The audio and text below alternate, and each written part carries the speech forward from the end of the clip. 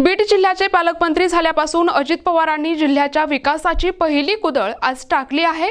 बीड शहरातील महसूल भवनाचे भूमिपूजन राज्याचे उपमुख्यमंत्री अजित पवार यांच्या हस्ते संपन्न झाले।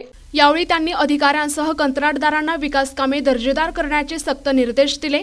महसूल भवन आणि जिल्हाधिकारी कार्यालयाची कामे कोणत्याही परिस्थितीत चांगली झाली पाहिजेत असा स्पष्ट इशारा त्यांनी दिला आहे। यावेळी बोलताना अजित पवार यांनी बीड जिल्ह्याच्या विकासाच्या बाबतीत सकारात्मक राहण्यावर भर दिलाय। जिल्ह्यातील सर्व कामे चांगली आणि वेळेत पूर्ण झाली पाहिजेत अशा सूचनाही त्यांनी दिल्या आहेत। अजित पवार यांनी जिल्ह्याच्या विकासाची जबाबदारी स्वीकारल्यानंतर हे पहिलेच मोठे भूमिपूजन आहे, त्यामुळे याकडे सर्वांचे लक्ष लागले होते।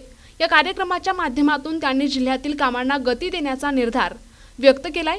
तसेच राज्याचे उपमुख्यमंत्री तथा बीड जिल्ह्याचे पालकमंत्री अजित पवार यांनी आज बीड जिल्हा रुग्णालयाची पाहणी केली आहे।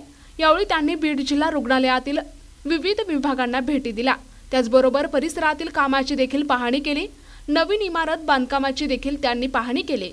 दरम्यान यावेळी त्यांनी रुग्णांना चांगली सेवा द्या असे म्हणत डॉक्टर आणि कर्मचाऱ्यांना सूचना देखील दिल्या आहेत।